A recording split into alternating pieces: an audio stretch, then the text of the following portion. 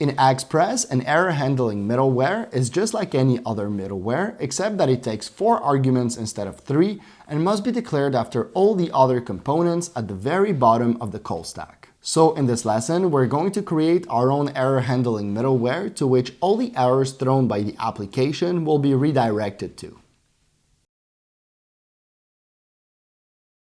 So let's start by creating a new file named error handler in the middleware's directory. For now, this module will export a function that simply mimics the behavior of the default Express middleware by logging the caught error and responding with an HTTP 500 using the sendStatus method. Let's now import it in the server module and mount it to the application through the use method at the very bottom of the call stack right before the return statement.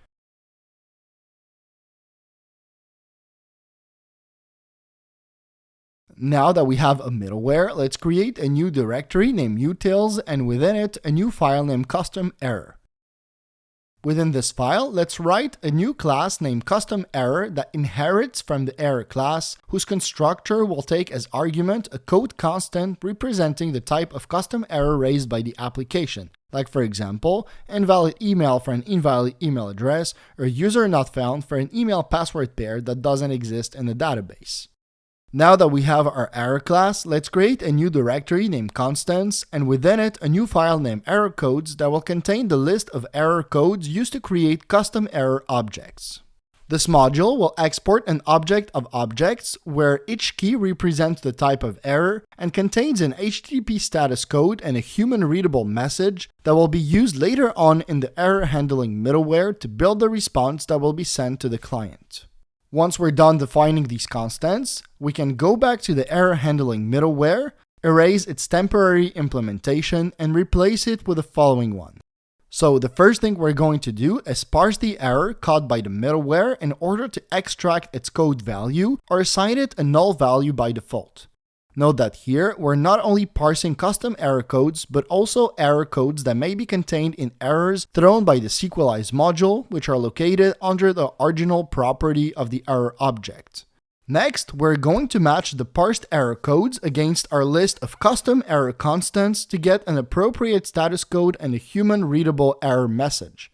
Finally, all we have to do is use this error constants properties to build and send a response back to the client.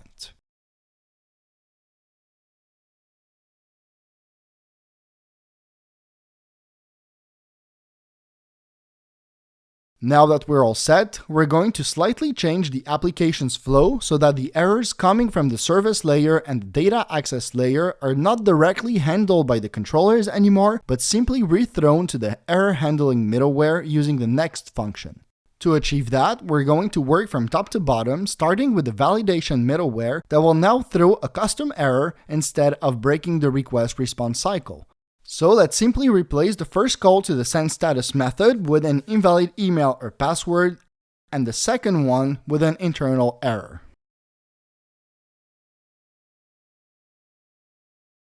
So let's now move on to the login controller and declare the next handler in the list of parameters of the controller, remove the custom error handling logic,